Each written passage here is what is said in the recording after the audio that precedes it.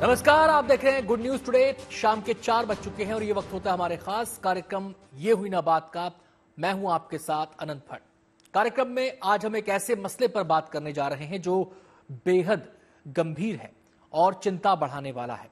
सवालों के दायरे में स्कूल प्रबंधन है और सवाल पूछे जा रहे हैं उन माँ बाप के जरिए जिनके बच्चे स्कूलों में पढ़ते हैं। पुलिस ने एक्शन भी लिया है और स्कूल भी लामबंद इस पूरे मसले पर हो रहे हैं। वो भी अपनी मजबूरियां गिना रहे हैं और साथ ही साथ स्टूडेंट्स के माँ बाप के नजरिए पर सवाल भी खड़ा कर रहे हैं। तमाम पहलुओं पर चर्चा होगी। अब मसला क्या है ये समझ लीजिए। यूपी के आजमगढ़ में एक स्कूल में बच्चे की मौत हुई, उसके बाद यूपी में हंगामा मचा हुआ है। मौत के मामले में प्रिंसिपल और टीचर की गिरफ्तारी के विरोध में प्राइवेट स्कूल लामबंद हो गए हैं। यूपी के हजारों स्कूलों को आज बंद रखा गया और यूपी के तमाम स्कूलों के टीचर्स आजमगढ़ में पुलिस एक्शन के विरोध में प्रदर्शन करने सड़कों पर उतर आए। सवाल उठ रहे हैं कि एक बच्ची की संदिग्ध मौत पर हजारों स्कूलों को ठप कर देना कितना सही है। तो वहीं स्कूल प्रिंसिपल और क्लास टीचर की गिरफ्तारी पर भी सवाल उठाए जा रहे हैं। उधर अभिभावकों का भी इस मसले पर अपना एक पक्ष है। तो आज स्कूलों और अभिभावकों के बीच यूपी में छिड़े इसी संग्राम पर हम विस्तार से बात करेंगे। उस मसले को भी समझेंगे जिसकी वजह से ये मोर्चा बंदी शुरू हुई है। तमाम मेहमान हमारे साथ जुड़े रहेंगे इस मसले के तमाम पहलुओं पर चर्चा करने के लिए। इसके अलावा हमारी संवाददाता शिल्पी भी ग्राउंड से रिपोर्ट देने के लिए हमारे साथ मौजूद रहेंगी। लेकिन मेहमानों के साथ चर्चा की शुरुआत करें, अपनी संवाददाता से बात करें, उससे पहले ये रिपोर्ट आपको दिखाते हैं।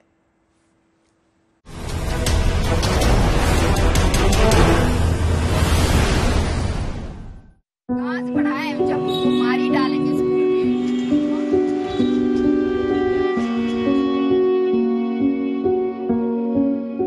तो कल को अगर मुझे मारा जाएगा तो इसका कौन लेगा, वो जिम्मेदारी कौन लेगा बताइए। योगी सरकार कहाँ है, सो गई क्या? उसको नहीं समझ में आ रहा है कि माँ के 17 साल की बच्ची को मार दिए लोग। सर ऐसा कुछ नहीं अंदेशा था। ऐसा कोई अंदेशा अगर होता तो हमारे भी बच्चे हैं और हम लोग शिक्षा का काम कर रहे हैं ना, बच्चों को समझाना बचाना यही हमारी जिम्मेदारी है। इसके अलावा हम मारने का तो काम करते नहीं, बच्चों को बचाने का काम करते हैं। एकदम गलत है, कोई साक्ष्य वाक्ष्य नहीं मिटाए हम लोगों ने। तो क्या कहेंगे, जो आरोप आपके ऊपर लग रहे हैं इस पर क्या सफाई पेश करेंगे? भाई देखिए, ये आरोप जो लगा हुआ है, मैं वही कहूंगी कि अगर अपना जॉब करना गलत है तो ठीक है, गलत है, और मैंने अगर अपना जॉब किया है तो मैं सही हूँ। इन 3 बयानों में 31 जुलाई की कहानी का सार है। माँ को लगता है कि स्कूल में टॉर्चर होने के चलते उनकी बेटी आज दुनिया में नहीं है। आरोपी प्रिंसिपल और टीचर की माने तो माता पिता के आरोप बेबुनियाद हैं। इस बीच पुलिस ने स्कूल की प्रिंसिपल और आरोपी टीचर को अरेस्ट कर लिया और इसी बात पर यूपी के प्राइवेट स्कूलों ने तूफान खड़ा कर दिया। दरअसल 31 जुलाई को आजमगढ़ के एक स्कूल की छात्रा की स्कूल में संदिग्ध हालात में मौत हो गई, जिसके बाद परिजनों की शिकायत पर मुकदमा दर्ज हुआ। पुलिस ने प्रिंसिपल और क्लास टीचर को अरेस्ट कर लिया, लेकिन सोमवार को दोनों की बेल खारिज होने पर अनएडेड प्राइवेट स्कूल एसोसिएशन ने विरोध में प्रदेश में निजी स्कूलों को बंद कर दिया। अभी तक की विवेचना से बात प्रकाश में आई है कि अभियुक्तों द्वारा छात्रा के पास मोबाइल मिलने की बात को लेकर प्रोफेशनल काउंसलिंग न करते हुए इसकी बजाय अत्यंत ही इनसेंसिटिव और अमानवीय दृष्टिकोण अपनाते हुए छात्रा को मानसिक रूप से प्रताड़ित किया गया। घटना वाले दिन भी छात्रा को उसकी क्लास अटेंड कराने के बजाय प्रिंसिपल रूम में बुलाया गया, मानसिक रूप से प्रताड़ित किया गया। सजा के रूप में उसको प्रिंसिपल रूम के बाहर काफ़ी देर तक खड़ा रखा गया। इसी मानसिक प्रताड़ना और सार्वजनिक रूप से प्रिंसिपल रूम के बाहर खड़े होने में छात्रा को महसूस हुआ होगा। जाहिर सी बात है कि जो उसके सहपाठी हैं उसमें बेइज्जती उसको महसूस हुई होगी। इन्हीं सब मानसिक प्रताड़नाओं के कारण उसके द्वारा तक वहाँ से निकलते हुए और ऊपरी मंजिल पर जाकर वहाँ से कूदकर आत्महत्या कर ली गई। बच्ची की मौत कैसी हुई, इसे लेकर सवाल बड़े गहरे हैं। पुलिस मामले की जांच कर रही है, लेकिन इस मसले पर जिस तरह प्रिंसिपल और क्लास टीचर की गिरफ्तारी की गई है उससे प्राइवेट स्कूल एसोसिएशन नाराज है। उधर बच्चों के अभिभावकों का कहना है कि पूरे मामले को स्कूल ने जिस तरह से हैंडल किया उसने बात को और बिगाड़ दिया। तो अगर आपको अपने बच्चे के अंदर कोई मेजर बिहेवियर चेंजेस दिखाई दे रहे हैं, मेजर चेंजेस बिहेवियर में और स्कूल की परफॉर्मेंस में, तो एक बार आप स्कूल के टीचर्स के साथ मिलकर, स्कूल के काउंसलर्स के साथ मिलकर डिस्कस कीजिए। उसके बाद सेकंड स्टेप हो सकता है कि आप बाहर किसी क्लिनिकल साइकोलॉजिस्ट या किसी साइकियाट्रिस्ट के साथ मिलकर पहले डिसाइड करने की कोशिश करें कि एक्चुअली डिप्रेशन है या नहीं है, और अगर डिप्रेशन है तो फिर उसको सीरियसली प्रॉपरली वैसे ही ट्रीट करें जैसे हम एक एडल्ट में, एक बड़े में डिप्रेशन को ट्रीट करेंगे। उसको ये सोचकर हमें डिसमिस नहीं करना कि क्योंकि बच्चा है तो हम उसको थेरेपिस्ट को क्यों दिखाएं, काउंसलर को क्यों दिखाएं, दवाई क्यों स्टार्ट करें, अपने आप ठीक हो जाएगा। बहुत से पेरेंट्स का ये एटीट्यूड रहता है। जाहिर है अब ये मामला पेरेंट्स और स्कूल एसोसिएशन के बीच झगड़े की वजह बन गया है। स्कूल एसोसिएशन ने तो बाकायदा पत्र जारी कर बहुत सारी बातें कही हैं। स्कूल एसोसिएशन को लगता है कि प्रिंसिपल और टीचर की इस तरह हुई गिरफ्तारी के बाद स्कूल अब बच्चों की तलाशी लेने से डरेंगे। बच्चों को अनुशासित करने में भी स्कूलों को दिक्कतें आएंगी। स्कूल एसोसिएशन की चिंता ये भी है कि अगर बच्चों को उनकी मनमर्जी पर छोड़ दिया गया तो बच्चों का भविष्य कैसे बन पाएगा। प्रिंसिपल या टीचर कोई बच्चा अगर गलती करता है तो उसे कुछ भी कहने का अधिकार नहीं है, और यदि वो कहेगा और वो अगर इस तरह का कदम उठाता है तो उसको दोषी बनाते हुए सीधे गिरफ्तार करके जेल में डाल दिया जाता है। ऐसी धाराएं लगा दी जाती हैं जो मतलब सोची भी नहीं जा सकती। वो जेंट्स टीचर के ऊपर कुछ शायद सुनने में आ रहा है सेक्सुअल हैरेसमेंट के चार्जेस भी लगा दिए गए हैं। मतलब कैसे एक आप ये सोचिए कि विद्यालय में, और मैंने कल एक वीडियो देखा है जिसमें उसी विद्यालय की बच्चियां ये बोल रही हैं अपने प्रिंसिपल और टीचर के लिए कि ऐसा कतई नहीं हुआ है। जाहिर है मसला गंभीर है और बच्ची की मौत को लेकर उठते सवाल भी संगीन हैं। लेकिन इस घटना के कई ऐसे पहलू हैं जिन्हें नजरअंदाज नहीं किया जा सकता। मसलन क्या स्कूल और पेरेंट्स के बीच बढ़ते अविश्वास ने पूरे मामले को जानलेवा बना दिया? क्या स्कूल ने अनुशासन के नाम पर एक बच्ची को मौत के मुंह में ढकेल दिया? सवाल ये भी कि वक्त रहते बच्ची की काउंसलिंग क्यों नहीं की गई? जिस तरह से इस मामले को लेकर एक तरफा स्कूल बंदी की गई, क्या वो जायज है? जाहिर है इन सवालों को समझे बिना आजमगढ़ की बच्ची की मौत के मसले को नहीं समझा जा सकता। दिल्ली से नीतू झा, लखनऊ से शिल्पी सेन के साथ Rajiv Kumar, Azamgarh, good news today. तो मसला गंभीर है, तमाम पहलू हैं जिन पर आज हम विस्तार से बातचीत करेंगे। हमारे साथ जो मेहमान जुड़ गए हैं, सबसे पहले मेहमानों से आपका परिचय करा दें। हमारे साथ सैफी यूनुस साहब जुड़े हैं जो कि स्पोक्स पर्सन हैं unaided private school association Uttar Pradesh के। इसके अलावा सीमा त्यागी जी हमारे साथ मौजूद रहेंगी, प्रेसिडेंट हैं गाजियाबाद पेरेंट्स एसोसिएशन की। डॉक्टर निशा खन्ना साइकोलॉजिस्ट हमारे साथ इस मसले पर जुड़ेंगी क्योंकि ये मनोविज्ञान से जुड़ा मसला भी है और जो इस मामले के कानूनी पक्ष हैं, लीगल पहलू हैं, उन पर बातचीत करने के लिए विष्णु शर्मा हमारे साथ इस चर्चा का हिस्सा रहेंगे। सबसे पहले मैं शुरुआत करना चाहूंगा यूनुस साहब आपसे ही। आज जो सड़कों पर उतरे गए, टीचर्स उतरे, स्कूल के जो नुमाइंदे हैं वो उतरे, स्कूल में तालाबंदी कर दी गई, हजारों स्कूल आज बंद रहे, आखिर क्यों ये सब कुछ? एक लीगल कार्रवाई चल रही है, पुलिस अपना काम कर रही है, एक शिकायत दर्ज हुई है, बच्ची की मौत एक गंभीर मसला है, तो उसके लिए अगर बैटल लड़ना ही है तो लीगली उसको लड़ा जा सकता है। तालाबंदी कर दी गई। बहुत बहुत धन्यवाद आपका इस प्रासंगिक प्रश्न को उठाने के लिए।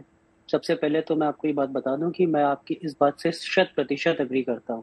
कोई भी लड़ाई लीगल होनी चाहिए और अगर आपको अपनी बात रखनी भी है तो राइट टू प्रोटेस्ट आपका अगर संवैधानिक अधिकार है तो राइट टू पीसफुल प्रोटेस्ट होना चाहिए, राइटफुल पीसफुल एसोसिएशन होना चाहिए।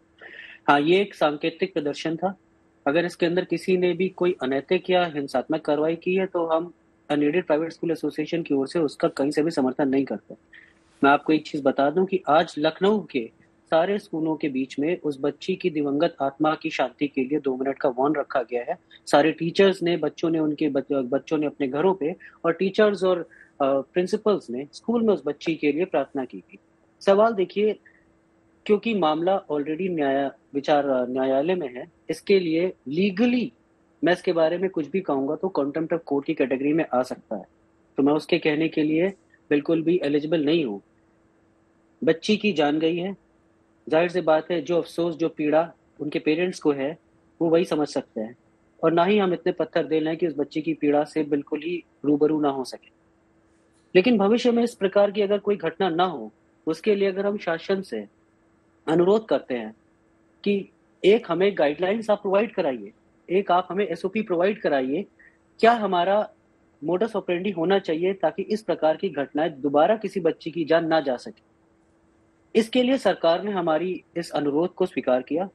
उन्होंने 3 स्कूल रिप्रेजेंटेटिव्स को नाम शामिल करते हुए एक उच्च स्तरीय कमिटी गठित करने का फैसला किया है। हमें पीएस होम की तरफ से और डीजी एजुकेशन की तरफ से इसका आश्वासन दिया गया कि वो एक कमेटी घोषित करेंगे, जिसमें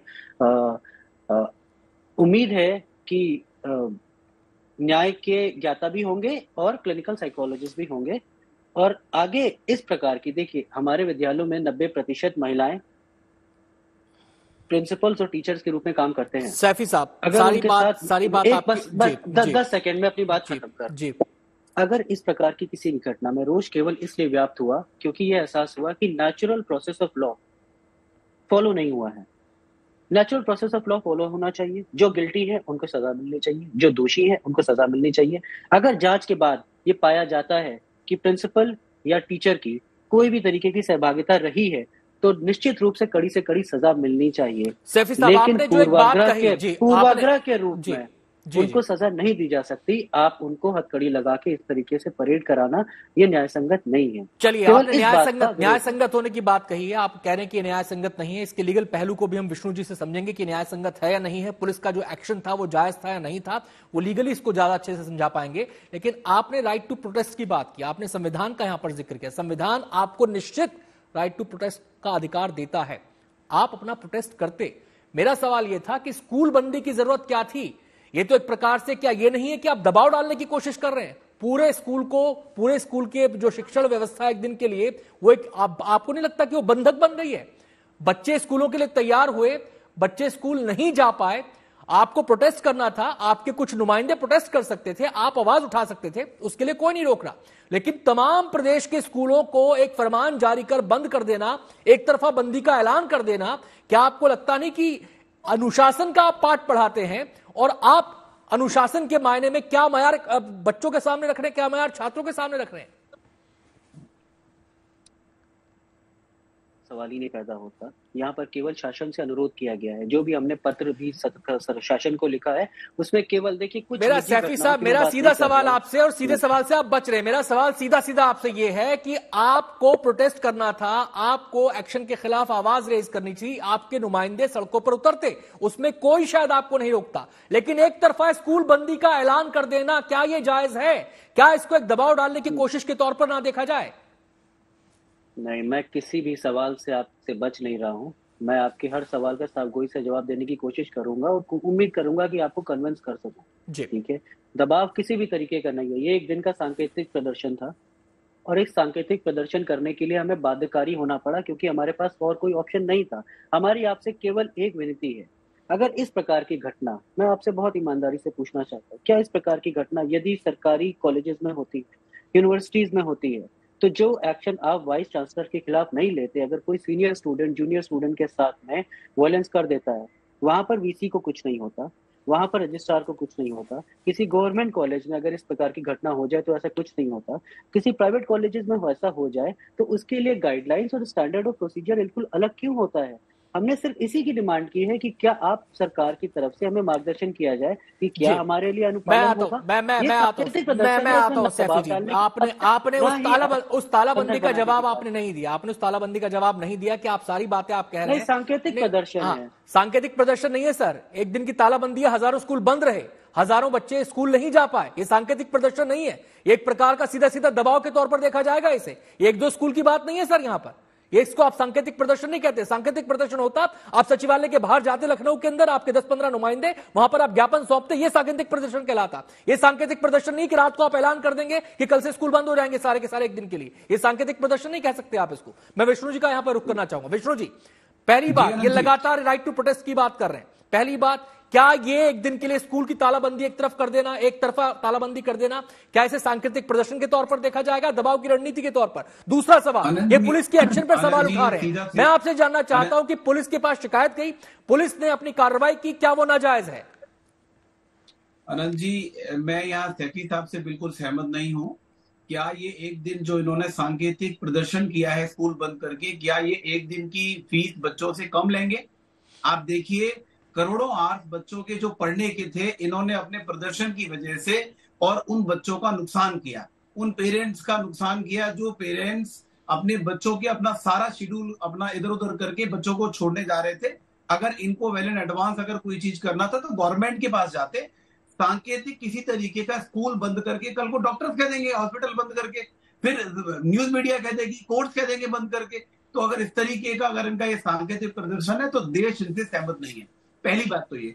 दूसरा, इन्होंने कहा कि देखिए 31 तारीख का एफआईआर दर्ज हुई है, उसी दिन एफआईआर के टाइम पे अरेस्ट नहीं हुए। अरेस्ट दोनों प्रिंसिपल और टीचर 2 दिन के बाद हुए हैं, और 2 दिन के बाद उनके ऊपर एलिगेशन क्या है आप देखिए ना, कितने गंभीर एलिगेशन है। आप उन गंभीर एलिगेशन, उस एक बच्चे की जान गई है, माइनर बच्चे की जान गई है, आपने उसके साथ क्या सलूक किया है, उसका अपराध क्या था कि एक मोबाइल उसके बैग से निकला। आपको क्या करना चाहिए था, उसके पेरेंट्स को बुलाते, प्रिवेसी के साथ, अटमोस्ट रिस्पॉन्सिबिलिटी के साथ कह रहा हूं, ये आपकी एक नैतिक जिम्मेदारी थी कि उसके मोबाइल में क्या था पहले तो आपको देखना नहीं चाहिए था। अगर आपने कोई चीज देखी प्रिंसिपल ने या टीचर ने, तो उसको स्कूल में कहीं भी कम्युनिकेट नहीं करना चाहिए था। एक 17 साल की माइनर बच्ची के मोबाइल को आप चेक कर रहे हैं और उसको सारे स्कूल में कर रहे हैं, फिर आप उसके मोबाइल को लेने के बाद आप पूरे स्कूल में उसको क्लासेस में घुमा रहे हैं।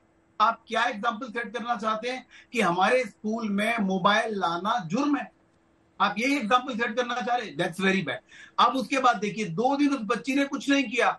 मंडे को जब बच्ची को बुलाया गया और मंडे वो अपना व्रत और जो मीडिया की खबरें हैं, बच्ची आई और आने के बाद क्लास अटेंड करने के टाइम में प्रिंसिपल ने दोबारा बुलाया, 1 घंटे उसे बाहर खड़ा रखा और अंदर उसके साथ क्या टॉर्चर हुआ। मुझे एक बात बताइए, 306 आईपीसी जो इम्पोज हुआ है इसमें एफआईआर के अंदर, वो क्या कहता है?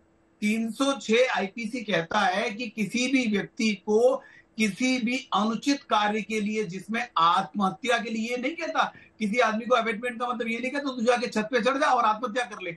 आप उसको इतना टॉर्चर कर रहे हैं, मेंटली टॉर्चर कर रहे हैं, आप उसको इतना ज्यादा उकसा रहे हैं, परेशान कर रहे हैं कि आपने अपराध किया है। तो उस बच्चे ने यदि अगर इस तरीके का कृत्य किया है तो मैं कह रहा हूं प्रिंसिपल साहिबा बिल्कुल इसके लिए जिम्मेदार है, क्योंकि उन्होंने जिस तरीके का कृत्य किया है, और अगर उनको अगर किसी तरीके का कोई प्रॉब्लम थी तो वो एक प्रॉपर प्रोसीजर अडॉप्ट करती, विष्णु जी, जी मैं आपके पास आता हूं। मैं सीधे यहां पर रुख करना चाहूंगा सीमा त्यागी जी का, जो कि प्रेसिडेंट हैं गाजियाबाद पेरेंट्स एसोसिएशन की। सीमा जी, ये कोई पहला मसला नहीं है जब स्कूलों को लेकर, उनके हैंडलिंग के तरीकों को लेकर या फिर परेशानियों को लेकर इस किस्म की बातें सामने आई हैं। हालांकि ये एक्सट्रीम स्टेप हो गया, यहां पर एक एक्सट्रीम के सामने आया कि एक छात्रा की मौत यहां पर हो गई है। मैं आपसे जानना चाहता हूं, जो स्कूलों का पूरा सिस्टम है, क्या आपको लगता है कि उसमें सुधार की जरूरत है? क्या आपको लगता है कि इस केस के अंदर बच्ची को सेंसिटिव संवेदनशीलता के साथ टैकलिंग उसकी नहीं हो पाई? क्या आपको लगता है कि अगर और संवेदनशीलता इस मामले में बरती जाती तो शायद आज हम इस मसले पर चर्चा ही ना कर रहे होते? अनंत जी बिल्कुल सही कह रहे हैं आप। पहले तो मैं आपके माध्यम से श्रेया के परिवार वालों को संवेदना व्यक्त करना चाहूंगी कि जो लॉस उनका हुआ है, भगवान न करे किसी और श्रेया का ऐसे हो। हम अगर रूट कॉज में देखें तो आप सब समझ जाएंगे कि ये सब जो नतीजा है ये शिक्षा के व्यापारीकरण और बाजारीकरण का है। देखिए कितने अच्छे ढंग से उन्होंने कह दिया कि मैं जॉब कर रही थी। हिंदुस्तान में शिक्षा देना जॉब नहीं होता, ये समाज सेवा है। आपकी ये जॉब थी कि आपकी कुर्सी पर बैठे रहते रहते आपके प्रिंसिपल होते हुए और एक बच्ची के साथ ऐसी दुर्घटना हो गई। मैं ये नहीं कहूंगी कि आपकी गलती है या नहीं है, ये आपका अंतर्मन जानता है। आपको तो खुद नैतिकता का परिचय देते हुए खुद स्कूल छोड़ देना चाहिए था कि मैं खुद, मेरे होते हुए ऐसा हो रहा है तो मैं यहाँ से अपना इस्तीफा दे दूं। बात कर रहे थे अभी भाई साहब अनैतिकता की। क्या पूरी यूपी के हजारों स्कूल को शटडाउन कर देना नैतिकता है? शिक्षा ये सिखाती है? ये अनैतिकता आपने उन हजारों बच्चों के साथ नहीं की, पूरी यूपी के जो आज स्कूल जाते अपनी पढ़ाई करते। आप क्या दिखाना चाह रहे हैं? आप सरकार का मखौल उड़ा रहे हैं कि हमारी सरकारें शिक्षा और स्वास्थ्य जैसी सुविधाएं देने में सक्षम नहीं है। उन्होंने आप लोगों ने कहा कि नहीं, हम समाज सेवा करेंगे।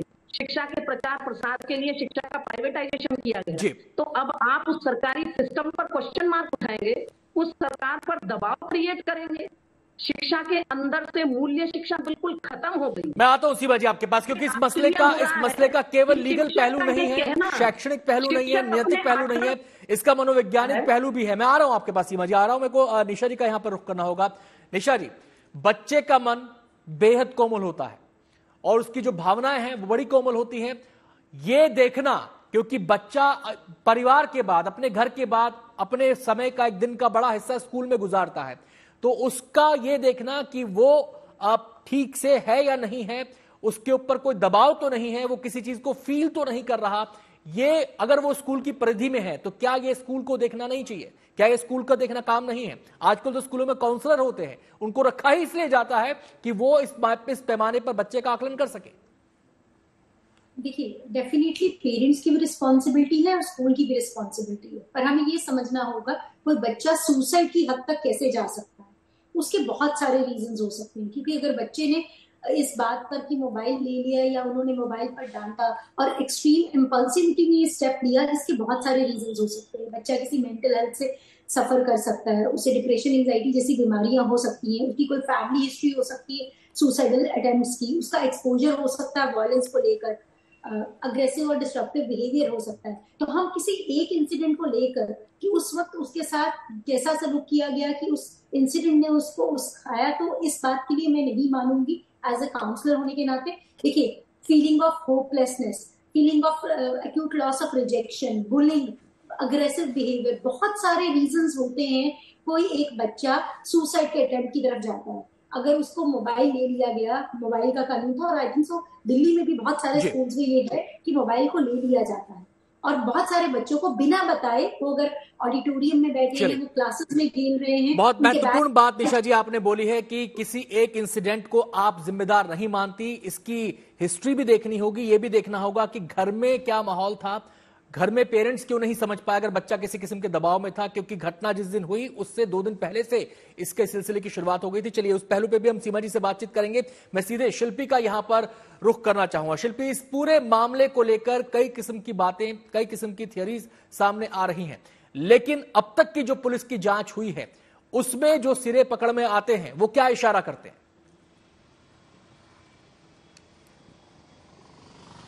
देखिए, सबसे बड़ी बात यह है कि स्कूल की तरफ से एक बात सुनिश्चित होनी चाहिए, वो है जो बच्चा वहां पढ़ता है उसकी सुरक्षा। तो इसमें कई बातें ऐसी सामने आ रही हैं जिसमें यह पता चल रहा है कि स्कूल की तरफ से बहुत बड़ी लापरवाही हुई। हालांकि जो छात्रा है उसके परिजनों ने, उसके पिता ने ये रिपोर्ट दर्ज कराई थी और उसमें मानसिक प्रताड़ना के अलावा रेप की भी उन्होंने बात कही थी और उसकी धाराएं पहले लगाई गई थी। लेकिन पोस्टमार्टम रिपोर्ट में ये बात बिल्कुल साफ हुई कि रेप नहीं हुआ था और उसके बाद वो धारा हटाई गई। अब आत्महत्या के लिए उकसाने का मामला दर्ज है और पुलिस साक्ष्यों को छुपाने की दृष्टि से भी कार्रवाई कर रही है, क्योंकि जहां से तीसरी मंजिल से छात्रा गिरी थी वहां पर जो खून के निशान थे वो बाद में उसको साफ मिले, यानी कि वो कहीं ना कहीं स्कूल ने साफ करवाए।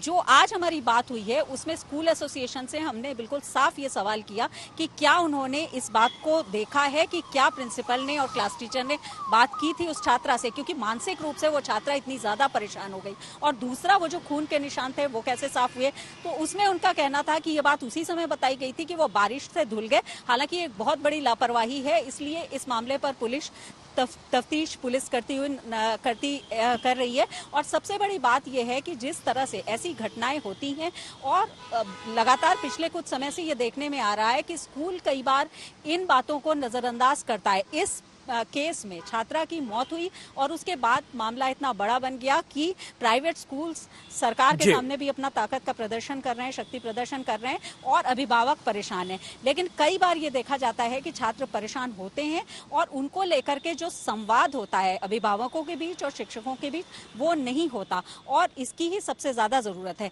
एक बात और भी साफ है कि मोबाइल छात्रा ले गई थी, उसके लिए उसको डांटा फटकारा गया। पिता का कहना है उसके कि उसको बहुत ज्यादा प्रताड़ना की गई, लोगों के सामने उसको इस तरह से कहा गया कि उसको वो एक तरह से डिप्रेशन में चली गई। शिल्पी, एक बात इस पूरे मामले में और कही जा रही है, स्कूल की तरफ से बात कही जा रही है कि जब ये 28 तारीख को कहा जा रहा है कि पहली बार ये मामला सामने आया था, जब पहली बार बच्चे को इस बारे में, इस विषय में उससे बातचीत की गई तो उसके पेरेंट्स को बुलावा भेजा गया था, लेकिन उसके पेरेंट्स नहीं आए थे, ये कहा जा रहा है स्कूल की तरफ से। इस बात में कितना दम है, क्या ये बात सही है?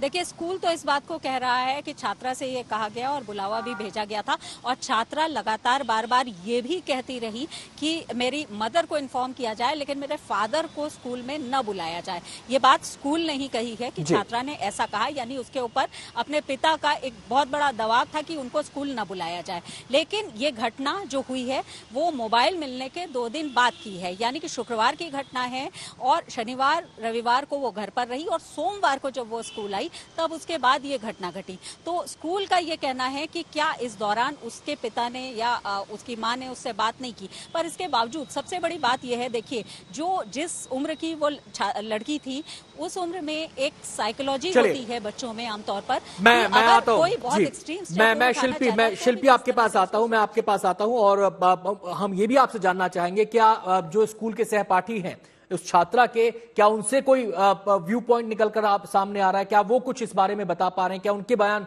लिए गए हैं, वो बता पाए कि बच्ची किस स्थिति में थी, किस में नहीं थी? सीधे रुख करेंगे सैफी यूनुस साहब का, जो कि स्पोक्स पर्सन है unaided private school association UP के। सीधे सैफी साहब, मेरा आपसे सवाल यह है, एक बड़ी दलील और दुहाई दोनों ये दी जा रही है कि डिसिप्लिन मेंटेन करना स्कूल का काम है। बिल्कुल सही बात है, अनुशासन मेंटेन कीजिए, लेकिन आज इस एक्शन के विरोध में जो आप फैसला लिया गया स्कूलों को बंद करने का, क्या यह अनुशासनहीनता नहीं है? इसका जो है, इस फैसले का संदेश छात्रों के बीच क्या जाएगा जब वो देखेंगे कि जो उनके स्कूलों के कर्ता धर्ता हैं वो अपनी बात कहने के लिए इस किस्म के दबाव वाले तौर तरीकों का इस्तेमाल कर रहे हैं? क्योंकि ये सीधे तौर पर देखा जा रहा है कि दबाव डालने की टैक्टिस है, सीधे तौर पर इसको यह माना जा रहा है कि यह शक्ति प्रदर्शन है। जैसे आप शक्ति प्रदर्शन कह रहे हैं, वो हमारी मजबूरी है। हमारे पास 1000 बच्चे अगर एक अमूमन स्कूल में होते हैं तो उनको संभालने के लिए 70 टीचर्स की भी सुरक्षा की जिम्मेदारी हमारे ऊपर है। अगर छात्र छात्राओं की सुरक्षा हमें करनी है और साथ ही में हमें अपनी शिक्षिकाओं की भी सुरक्षा करनी है। आपके कई पैनलिस्ट ने सरकार की बात की है, तो मैं सरकार के ही मुखिया आदरणीय मुख्यमंत्री योगी आदित्यनाथ जी का कथन जो पब्लिक डोमेन में है, उन्होंने ही कहा है कि हमें अपने स्कूलों की सुरक्षा, अपने विद्यालयों की सुरक्षा एक मंदिर के समान करनी पड़ेगी। ये उनका पब्लिक डोमेन में स्टेटमेंट है। अब उस पे काम करने वाले अगर पेरेंट, टीचर्स के ऊपर और प्रिंसिपल की सुरक्षा पे अगर ये सवाल आते हैं, अगर आप ऐसा सोच रहे हैं कि हम गिल्टी को बचाने के लिए लामबंद हैं, तो फिर मुझे अफसोस है, आप तक गलत मैसेज जा रहा है। मैं सारी बातें आपकी सुन रहा हूं, मेरी सारी बातों का एक है कि आप ये तमाम बातें, आपके मन में जो शंकाएं, आशंकाएं, सवाल हैं, सब कुछ है, ये सारी बातें संविधान आपको अधिकार देता, अपनी बातें कहिए, प्रोटेस्ट कीजिए। मेरा सवाल ले दे के एक है कि एक दिन के लिए स्कूल बंद कर देना, ये अनुशासन में है क्या? पहली बात। दूसरी बात, कल को पेरेंट्स कह दें कि इस एक दिन की फीस हम नहीं देंगे, या आप जो फीस बढ़ोतरी करते हैं वो हम नहीं करेंगे, वो अपने बच्चों को स्कूल भेजना बंद कर दे, क्या वो जायज होगा? इसी आधार पर कि हम अपनी बात कह रहे हैं, हम अपने बच्चों के अधिकारों की रक्षा के लिए बात कह रहे हैं, क्या उसे स्वीकार किया जाएगा कानूनन और स्कूल के तौर पर? क्या मानेंगे आप? तो एक दिन की फीस की कटौती कर देंगे आप बोल दीजिए, एक दिन की फीस की कटौती हो जाएगी। ये आप एक दिन की बात कर रहे हैं, जब समय आया है कोविड के कार्यकाल में, हम ही ने शहर के बीच में, आप भी उसमें सम्मिलित थे, हमने मीडिया के बीच में 30% का ब्लैंकेट डिस्काउंट दिया था अपने स्टूडेंट्स के ऊपर। इस सब प्रकार की विषम परिस्थितियां आएंगी तो आर्थिक जो सहयोग है वो स्टूडेंट्स को आगे हम प्रेषित करने के लिए बिल्कुल नहीं बचेंगे। मसला फिर कहीं और चला जाएगा सैफी साहब, आज हम इसी मुद्दे पर केंद्रित रहे, ये मसला कहीं और चला जाएगा, फिर बात किताबों पे आ जाएगी, फिर बात यूनिफॉर्म पे आ जाएगी, फिर बात स्कूलों के बैग्स पे आ जाएगी, ये भी हमसे लो, वो भी हमसे लो, वो बात कहीं और चली जाएगी। मैं केवल आपसे एक दिन की फीस की जो बात उठी है तो मैंने आपको बता दिया। चलिए, मैं सीमा जी का रुख करना चाहूंगा। क्या आप इनके इस तर्क से सहमत हैं कि हम तो अपनी बात कह रहे थे, हमारे सामने तमाम तरह की दिक्कतें एक्सेप्टेड, अगर कोई चैलेंज है, कोई चुनौती है तो उसका हल निकाला जाएगा, लेकिन इस तरीके से कदम उठा लेना, क्या यह सही है? अनंत जी, आपका बिल्कुल ठीक है कहना, जो भी ये कह रहे हैं वो बिल्कुल गलत है। अगर आपको राइट टू प्रोटेस्ट है तो आप राइट टू प्रोटेस्ट या तो सचिवालय के बाहर करते जाके, या जहां आपकी प्रिंसिपल बंद है उस थाने के बाहर करते, या एसपी ऑफिस पर करते। आपने बच्चों की शिक्षा बाधित करके सरकार का मखौल उड़ाया है और आप मुख्यमंत्री जी के स्टेटमेंट की बात कर रहे हैं। जैसा कृत्य आपने किया है, ऐसा कृत्य करने पर मुख्यमंत्री जी का बुलडोजर चलता है। शुक्र कीजिए कि अभी आपके स्कूलों के ऊपर नहीं चला। आप इतना अनैतिक कार्य आपने खुद कर दिया और आप कह रहे हैं अनुशासन के नाम पर। ये कौन सा अनुशासन है जिस अनुशासन से एक बच्चे की जान चली गई? क्या आपके स्वयं के अंदर अनुशासन है? उन टीचर्स के अंदर अनुशासन है जिन्होंने उस बच्चे को इतना मेंटली टॉर्चर कर दिया कि ऐसा भयानक कदम उसने उठा लिया? अभी कोई कह रहा था कि बच्चे के घर पे क्या सिचुएशन नहीं होगी। अगर बच्चे के घर पे सिचुएशन होती तो बच्चा फ्राइडे रात को सुसाइड करता, सैटरडे करता, संडे करता, मंडे को स्कूल में जाके क्यों सुसाइड करेगा बच्चा? बच्चे को आपने कहा बच्चा पापा से खोस आ रहा था, पापा के नाम पे सीम है उस बच्ची का। क्यों आप उस बच्चे के ऊपर उल्टी सीधी आरोप लगा रहे हैं? उन पेरेंट्स पर वो आरोप लगा रहे हैं जिनका बच्चा चला गया। खुदा ना खास्ता कल को भगवान अगर न्याय करने लगा तो आप कहाँ खड़े होंगे? इसको आप नैतिकता कह रहे हैं कि आपने स्कूल को बंद कर दिया, ये सांकेतिक है। ये तो आप सरकार पर दबाव डाल रहे हैं। मैं तो अप्रिशिएट करना चाहूंगी आजमगढ़ के पुलिस महकमे को कि जिन्होंने ऐसा कृत्य करने वाले प्रिंसिपल को और टीचर को लॉकअप में डाला, जिससे पता चले। और ये अनंत जी कोई पहला मामला नहीं है, मोदी नगर का मामला आपको पता है स्कूल में क्या हुआ था।